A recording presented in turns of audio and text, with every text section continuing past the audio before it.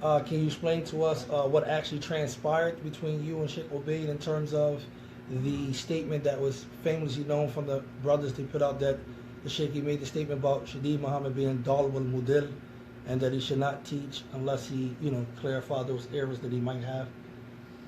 I mean, as it relates to why, I mean, till today, I don't think anybody knows exactly why he said that. I mean, obviously, it couldn't have possibly been because I went to the movies. I mean, you wouldn't say about a person balling with. I mean, from the very beginning, when the first whole issue with the movie jumped off, if my memory serves me right, he said, "Ennahu la yasluh lid'awa," that he is not an appropriate person to give da'wah. That was what was said about the movie incident. And then once I made an arrangement to have a meeting with him because things were kind of like going haywire on the internet or whatever the case may be. And I think at the time that's when I wrote the Paradigm Shift. And basically Sheikh Obeid had called for like a ceasefire, for the brothers at Salafi Publications to stop warning against me, for the brothers in Germantown to stop talking about me, until I met with him and we kind of hashed everything out. So it was like basically a ceasefire. Mm-hmm. And I mean, although it's, they kept attacking me, obviously, because they don't adhere to the advice of the scholars. I mean, they don't adhere. They like to project that on everybody else. But when you think about it, the advice that the scholars have given them throughout the years, I mean, Sheikh Wasiullah told Abu Khadija and Salafi Publications that they were not fit for da'wah, only to translate. If you remember that, from the very beginning. He said he had a meeting with Abu Khadija and Bilal and the whole Mektab Salafiyya, and he said he told them, continue translating. You guys are doing a good job with translating, but you are not fit for da'wah. That is not your place to give da'wah. All right? They don't adhere to that. So they kept doing what they were doing in the background, and I didn't say anything. I'm trying to adhere, to the advice of the scholars. You're trying to, because we wanted to bring some reconciliation to the situation. And then this was during Ramadan, actually the last 10 nights of Ramadan. It was like 2009. And I was actually living in Riyadh at the time. And I drove from Riyadh to Medina.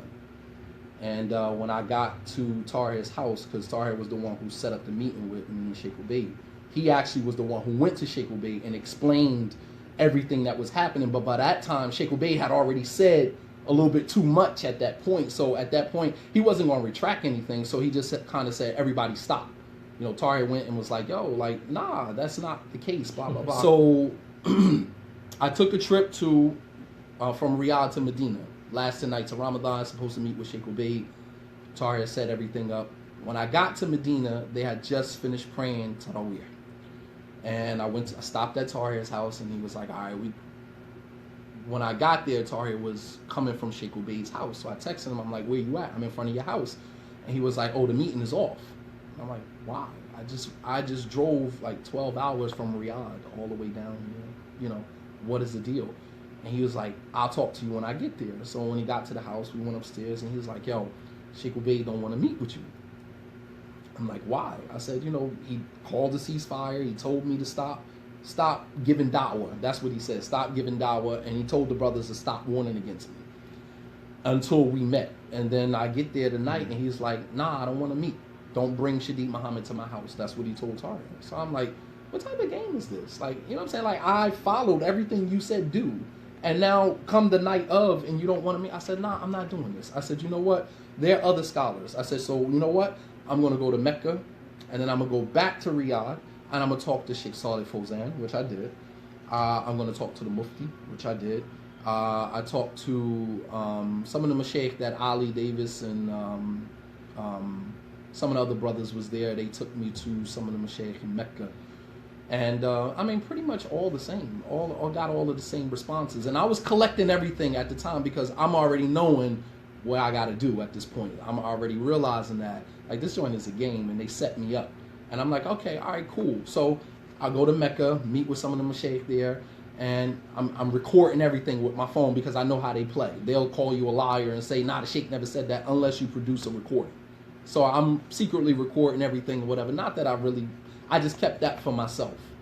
When I got back to Riyadh, all right, I went to the place where Sheikh Salih Fawzan and the Mufti and all of them, they have this area, I'm forgetting what it's called, but this is pretty much where they work. They sit in their office, people come in, you can sit with them, ask them questions. So I get up and I go, this is Sheikh Salih Fawzan. I mean, I've only seen him in lectures, but I actually sit with him personally. So I walk into the office and there's this little guy sitting there at his desk. And, on the front door it says, Fadila to Sheikh Salih Fawzan. So I'm just like, I don't even know how to approach him. My heart is pounding out of my chest. I don't even know how to, approach. So, I walk in, he's just sitting by himself at his desk. And I said, Assalamu alaikum. He said, Wa alaikum salam. I said, my name is Shadeed Muhammad. I'm from America. I'm a graduate from Islamic University. He was like, sit down. I said, you want some tea or whatever? So it's just me and him sitting in the office. And I said, I have a question to ask you. He said, go ahead. I said, I went to the movies. I led with that because I didn't want to make it seem like I was, throwing the cover over that. Nah, I own that. I don't have a problem with that. I own that, all of it. I said, so I went to the movies. So he was like, okay, what's your point? I said, well, some of the students took the fact that I went to the movies back to Sheikh Ubaid al-Jabiri. He was like, who? I said, Sheikh Ubaid al-Jabiri. I said, he's one of the Mashaykh of Medina. He's like, okay, so what's your point? I said, well, he kind of warned against me and said that I'm not appropriate, person to give da'wah. He was writing something and he put his pen down and he turned around and he looked at me and he said, let me ask you a question. I said, what? He said, do you want to go to Jannah? I said, yes. He said, so choose a path for yourself, follow that path, don't look to the right, don't look to the left, don't look at what Ubaid said or don't look at what Zayd said, follow that path to Jannah. No. I recorded that. I still have the recording to today. I never, actually when I put out the elephant in the room, I excluded that because I didn't want to put that in there because I didn't want people to think that what the Sheikh was saying was like, it's cool to go to the movies. I didn't want to make that, I didn't want to make it seem, you know what I mean? But from his standpoint, he was saying like, okay, what's the big deal? No. But I didn't want to translate that and put that out and make people believe that the Sheikh was actually condoning me because it wasn't about me going to the movies. That had nothing to do with it. You understand? That was just the bab. That was just the gateway to get to where they needed to get to. You understand what I'm saying? You need to have a bab. As Allah says in the Quran, وَأْتُوا الْبُيُوتَ مِنْ أَبْوَابِهَا. You go into the homes through their proper doors. They didn't want to take the proper door. They didn't want to listen to Shadeed Muhammad say something that was really against Islam and then call me out on it. So we're going to pick and we're going to search and find, and that's what the munafiq do. That's what a hypocrite does. The Prophet ﷺ said that the mu'min yaltamis al-ma'adira, that the believer searches for excuses for a brother, while the munafiq, the hypocrite, is the one that he searches and until he finds a mistake, until he can dangle that in front of your face and hold that over you, and that's pretty much what they do. You go through all of my recordings to find a snippet of me saying that the scholar is different in aqeedah. You know what I mean? Like I emailed the brother. I said, please tell me where you got the snippet from, the lecture that you got the snippet from, so I can go back and listen to the whole thing. I mean, like by this time we talking about 2009. Sheikh, I've been giving dawah since 2003. So, long story short, once I got back to Riyadh, I went to Sheikh Salih Fawzan. I went to the Mufti. And that's what kind of like really, I had to throw that in there. So I went to the Mufti's office, which like right around the corner. And he was in there with another Saudi guy and whatever, and it was like actually two more people in the office. So I go in and he's like, marhaban, come in, what's going on? I said, I'm graduate from Islamic University. My name is Shadeed Muhammad, blah, blah, blah. And he was like, so what's the problem? I said, well, I've been warned against, by this particular sheikh from Medina. He said, what sheikh from Medina? I said, Sheikh Ubaid al-Jabiri. He said, who is Sheikh Ubaid al-Jabiri? So one of the Saudi students who was there was like, he's, madkhali, he's done with Sheikh Rabia, warning against this one and that one. And, the Sheikh is just like, subhanAllah, man. He was like, wallahi, these people have created so much fitna in our country. We're warning against this one and that one and this one and that one. And I said, how do I deal with it? He said, well, did Sheikh Ubaid, did he speak to you before he warned against you? I said, no, he don't. He said, it's haram. Why are you Jews? He said, how is he going to warn against you and because of something somebody else brought to him? The kicker was when I went to Sheikh Salih al-Haydan. It was actually my neighbor who used to live around the He's corner some from major me. scholars here. So I went to Sheikh Salih Luhaydan, and you know These he used are to the scholars. These are the right, exactly. So he went to, but yeah, but these guys will have you thinking that these people are nobodies. Like No, you know, shit. Mufti said, you know, this guy Anwar, he said, I'm not a fan of Fawzan, and they talk about like taking from the scholars. They don't even take from the scholars. You pick and choose who you take from, but in terms of they put out this list of all of the scholars that they take from, but they excluded some major scholars. If you look at the list, I took one look at the list. I'm like, where's Sheikh Salih Suhaimi name at? If you in Medina and Sheikh Salih Suhaimi his name ring bells in Medina. If you're a student in knowledge, you definitely benefited from Sheikh Salih Suhaimi.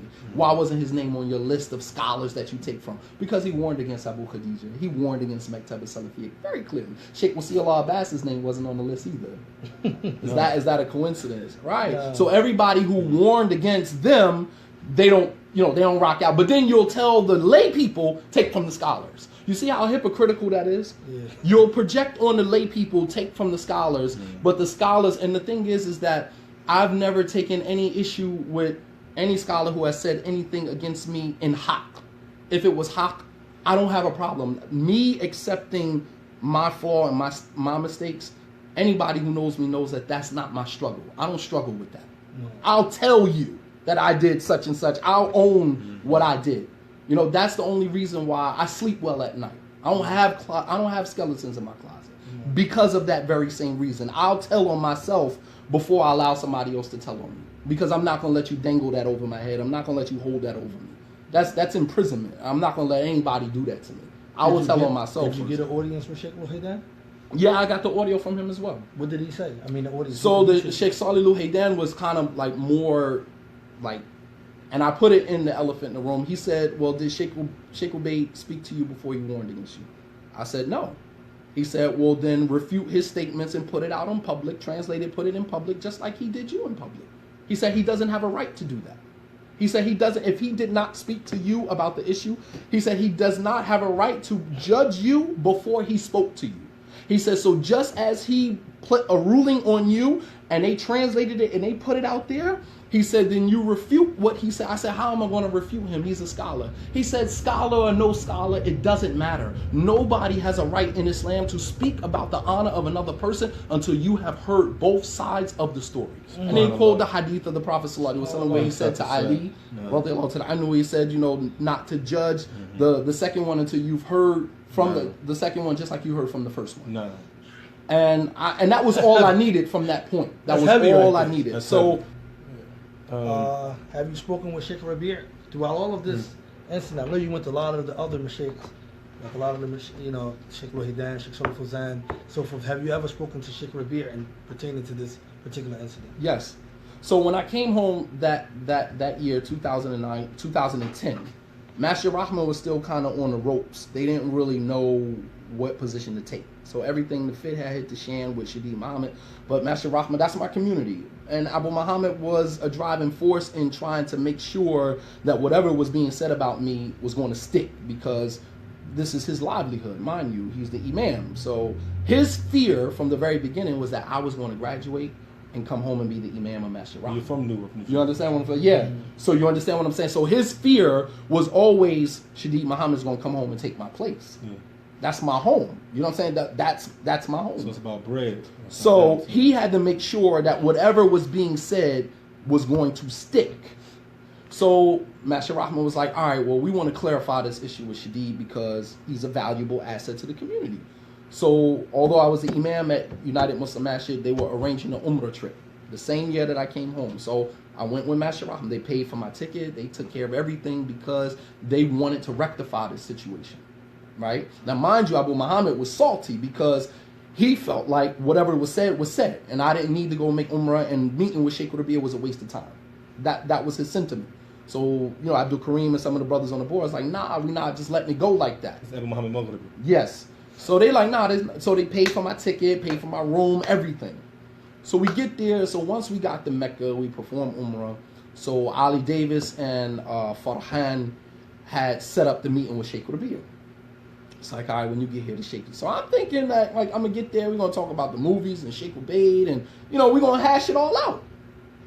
So Abu Muhammad wasn't there, but he sent his mole, who was Ashraf at the time, Egyptian brother, used to call it then, got into some stuff over there, whatever. But at the time, he was Abu Muhammad's flunky, so he sent him to kind of go and get the narrative and then bring it back to him so he can shape it up the way that he wanted to. So when we got back to America, he still controlled the narrative, right? So we sat with Sheikh Rabia. Sheikh comes in, he sits down, sit next to him. And now, mind you, the Sheikh doesn't know me. He doesn't know me from a can of spray paint. You know what I mean? I've sat in his lessons as a student, and that was pretty much it. I never went to his house. I never, sat in his face and made sure he knew who I was. Like, I wasn't that type of person. Like, I never did that. Kissing the Sheikh on the head and, Sheikh, can I come over on, and have lunch with you and calling him unnecessarily. Like, I never did that. I benefited from the scholars the exact way that a student is supposed to benefit from the scholars. So he didn't really know who I was. So Ali Davis introduced me. He was like, this is Shadeed Muhammad. This is the one Sheikh Obey said. This is deviant, blah, blah, blah. So the Sheikh turns to me and he says, what's your position on Abu Hassan al-Ma'rabi? I'm like, huh? Abu Hassan al-Ma'rabi? I said, I don't have a position on Abu Hassan al-Ma'rabi. He said, well, if you're a student of knowledge in the West, you should have a position on it. I said, but why? He said, because his books are muntashira, his books are, spreading, his books are, available, his recordings are available. I say, Sheikh, but in our environment, we don't listen to Abu Hassan al-Ma'rabi. He speaks Arabic. He doesn't speak English. We're English-speaking people. The only thing that we have in Arabic of translations is what somebody who knows Arabic translated into English for the vast majority of our people. We don't listen to Abu Hassan al-Ma'rabi. I said, I've never heard any one of his lectures. I've never read a book of his. If he was standing in front of me, I wouldn't even know who he was. Neither would any of the people in the community that I come from. He said, okay. He said, what is your position on Zahid? I said, Zahid who? Rashid? He said, yes, Zahid. I said, as far as I know, he's Salafi brother. Now, mind you, I didn't rock with Zahid like that. He felt like me writing the elephant in the room was damage to the dawah, and I haven't spoken to him since then. Nonetheless, I wasn't going to throw him under the bus, in front of the Sheikh. I said, as far as I know, he's Salafi. He's like, no, he's not Salafi. Most Salafi huwa. I said, why? I said, why isn't he Salafi? He said, I told Zahid before he left Mecca, when he got back to America, to warn against Abu Hassan al-Ma'rabi. He said, until today, I haven't heard anything. I said, Sheikh, possibly because of the same reason. Now, mind you, as I'm talking, I'm realizing where is he going with this? How does he know what Zahid did in America? From the brothers.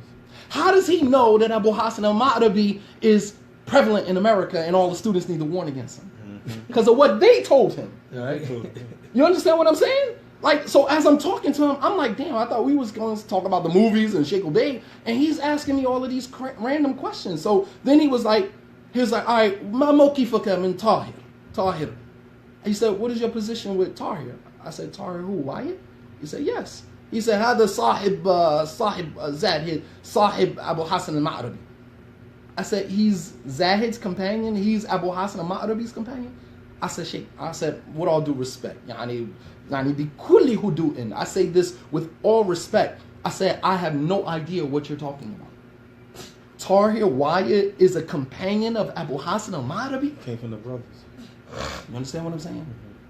Yo, me, Ali David, like, we sitting here looking at each other like, what in the world is going on here? So then that's when it all came to now. I'm like, oh shoot, these guys have been coming to the Sheikh, feeding him these narratives. You understand what I'm saying? So, subhanallah al-azim, man. So, long story short, the Sheikh was like, when you get back to America, you need to warn against Abu Hassan al-Ma'rabi. I said, with all due respect, Sheikh. I said, our issues in America, are beyond Abu Hassan al-Ma'rabi. He said, no, either you're going to warn against Abu Hassan al-Ma'rabi or I'm going to warn against you.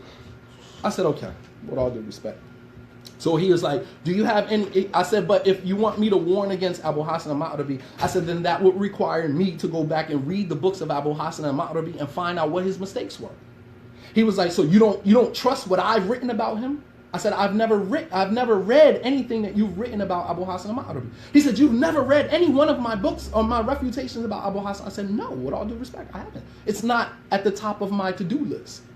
So he said, wait here. He went upstairs and he came back down with all these books and he gave them to us. He said, here, these are all of my writings on Abu Hassan al-Ma'ribi. Go back to America and read them and translate them and spread them. And, I'm just looking at Ali Davis like, and he started getting upset, and one of the brothers, was kind of going back and forth with him. So I kind of tapped the brother's leg, like, nah, this is still our father, this is still our sheikh. I'm not gonna go back and forth with you, even though I don't agree with you, and I'm not gonna. His position. I'm not gonna go back and warn against him. What I'll do is jazakallah khair for the books, and I left. It's and not I a was problem that. amongst our people. I left. Yeah, So what happened?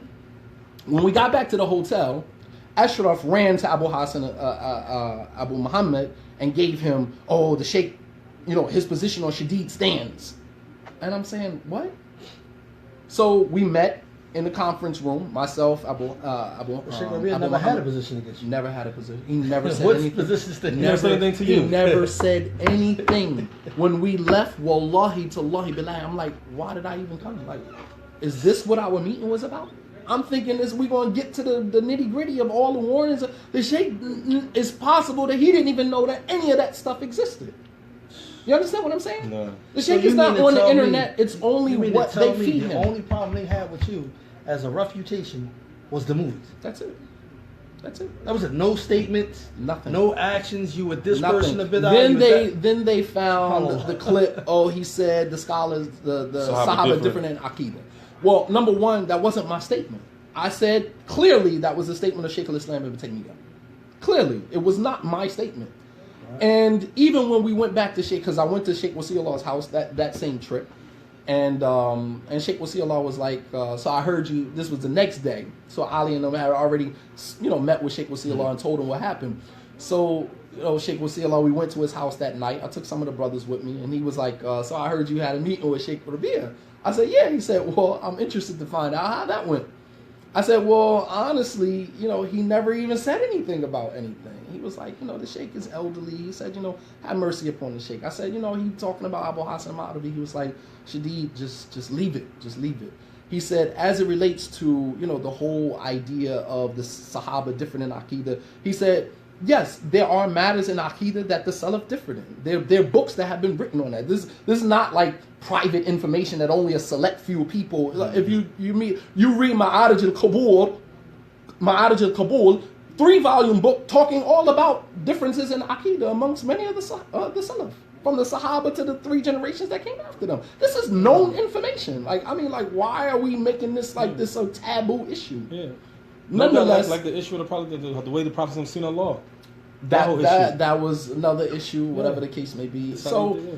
And he mentioned that. And he said, it would probably not have been a good idea to mention that in front of laymen without a detailed explanation. He said, but there was nothing wrong with the comment. For them to go on this complete smear campaign of the scholars different in Aqeedah, he said the Sahaba different in Aqeedah, but putting all these audios together, Sheikh Salih Fawzan saying that we don't differ in Aqeedah, Ahlul Sunnah don't differ in Aqeedah, and all of that has its context. It has its context in which it was mentioned. But when you're talking about students of knowledge who have swam in the books of knowledge, of books of Aqeedah, you can't shut him up with a statement of a scholar when he's read these issues and studied these issues himself.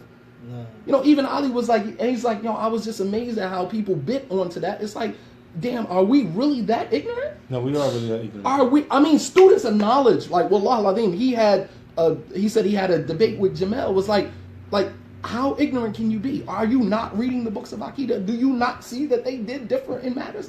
What part of that don't you understand? Your brain's supposed to shut down from this. Like the angels better or the humans better, all that stuff is right.